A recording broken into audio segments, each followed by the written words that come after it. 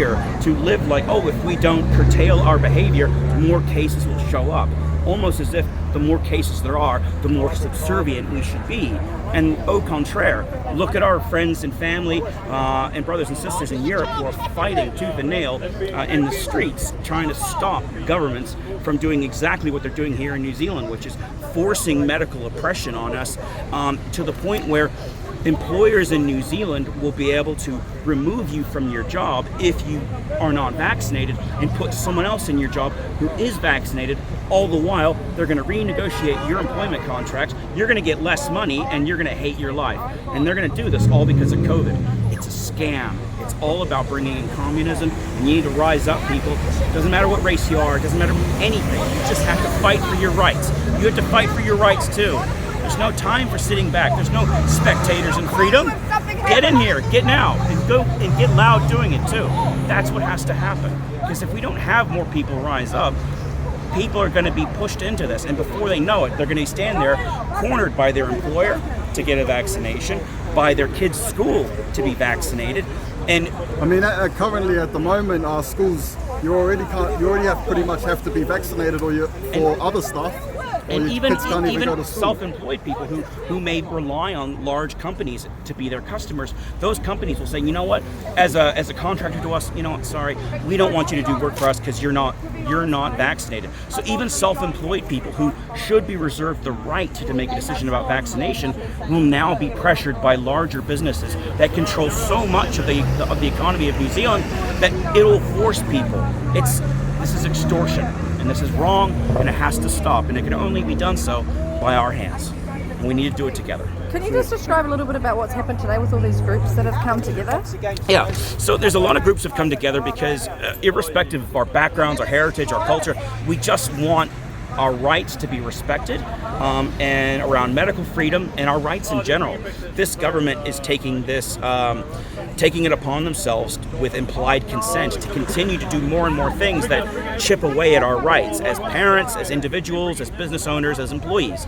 And these groups have come together to highlight that this group isn't a bunch of red hat wearing white guys who are often perceived by the media as white supremacists. No, we're a diverse crowd, a lot of people who have come together solely for the basis of medical freedom and our rights.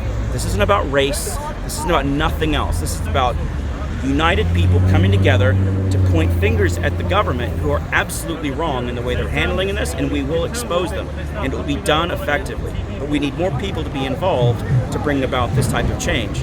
So come along. And do you want to talk a little bit about the Marxist diversionary tactics, about how they tried to label you a white supremacist? Yeah, I mean, it's the same thing, the game book they played in the States with Donald Trump. You know, Donald Trump, they always named him as a white supremacist, as a KKK member and all this sort of stuff, and it's not actually true. Donald Trump has a wonderful relationship with African Americans. Donald Trump, as an individual, actually operates, really, really well. He's a centrist individual, and you can see that through his history, people who like him. Well, in New Zealand, they want to continue to maintain this idea that people who wear red hats are all white supremacists, and it's simply not true. We ally ourselves with people who want freedom, who want liberty, who want transparency with the government, and they will, because the government is the one who's in the crosshairs, because the mainstream media are the ones who are also in the crosshairs, they will say anything they can about us to delegitimize us, to defame us, so that it benefits their interests, to benefit their agenda. Joe Trinder, who showed up here earlier today, is a great example of that.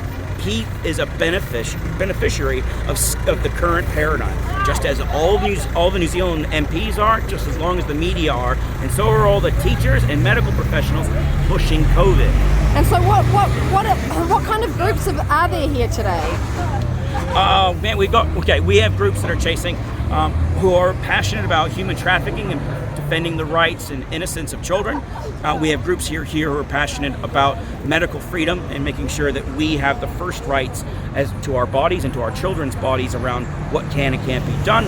We have groups here who are advocating for a legal change to New Zealand in terms of what does it mean? What is New Zealand? Is it actually a country, or is it a corporation that's masquerading as a country? We have a lot of broad people here from a lot of corners, but the three things that we all agree on: COVID's a scam, the New Zealand election was rigged, and our children are all that matter. And those groups, irrespective of their background, that's what we've come together for. And that's all that matters to all New Zealanders. Awesome. Cool. Thanks, Damien. Thank you, Damien.